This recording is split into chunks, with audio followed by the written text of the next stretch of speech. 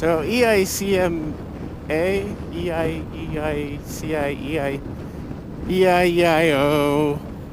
The big motorcycle show in Milan just went down, and Mama Cowie has unveiled to the world the newest, the latest, the greatest, the fanciest, and the bestest in sport touring technology. The Ninja H2 SX, which is kind of an amalgam of the Ninja H2 and the Ninja 1000, or Z1000, depending on where you're at in the world.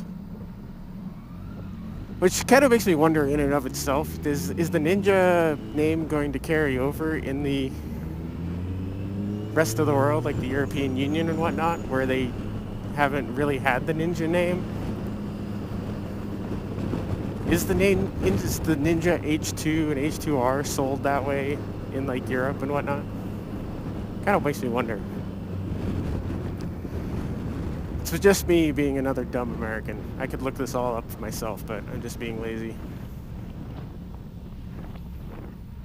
So the internet is all a flutter and a buzz with the Ninja H2 SX and SX SE, with its supercharged engine and cruise control. Everybody is either totally for the bike, or they're completely freaked out because, oh, it's going to replace the Ninja 1000, or it's going to replace the Concours. Which, on that latter half, I really, really, really doubt that. You know, it might be a sport tourer, but it's definitely not a grand tourer, which is what the Concours here is. Concours is a grand touring bike. It's got large fairings, big windshield, lots of wind protection, lots of luggage, lots of carrying capacity, you know, pretty good fuel consumption and range. Like they're talking about the Ninja H2 SX having a range of like 180 miles, 175 miles, something like that. I mean, there are some parts of Oregon where you have that much distance between gas stations. I mean, that's hardly what you'd call touring. Granted, the Concours is not a whole lot better. I can only get a little over 200 per tank, but that'll at least get me through, you know, eastern Oregon into Idaho. One of the big things about it is the cruise control. Everybody's like, oh, it's got cruise control. I mean, can't really think off the top of my head. I think some of the Vulcans already had cruise control, so it's not the first Kawasaki with cruise control, you know. I think that it is a good stepping stone. They really need to bring out a new Concours. This platform that I'm on here, the C14, it is coming up on its 10th year, 11th year. It was originally based off of the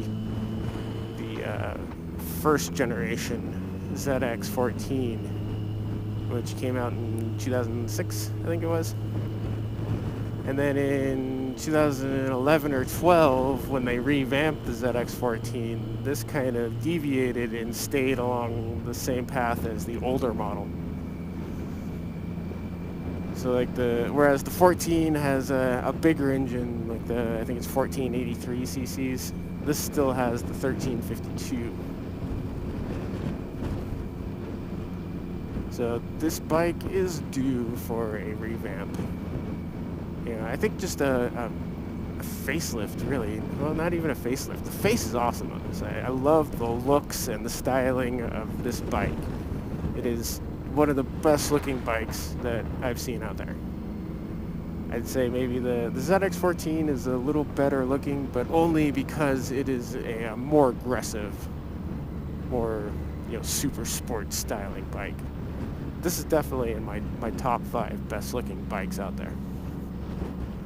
So I don't think actually changing the way it looks is needed, but it does need some refinement. You know, the engine could definitely, it could use the larger displacement of the new ZX. It could use a supercharger. That would definitely be awesome. I'd love to have a Connie with over 200 horsepower. It could, you know, some little things like electronic suspension, cruise control. Yeah, right now we have to rely on either aftermarket cruise controls that we install ourselves or throttle locks, which many people will argue is not even safe and should never be done. However, I have one, so I'm not going to be one of those people to make that argument. For the most part, it comes down to, we'll have to wait and see. I mean, the bike has just kind of been, you know, the podium announcement. Here it is, here's what it looks like, here's the specs.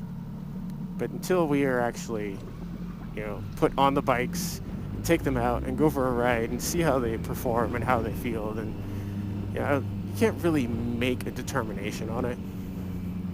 I think it's a good-looking bike.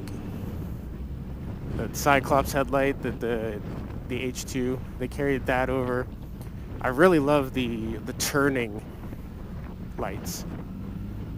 So it's got lights on the front fairing on either side, and the deeper you are into a turn, i.e. the more leaned over you are, different lights come on the side to illuminate better around the corner. Which I love that technology. I think it's pretty badass.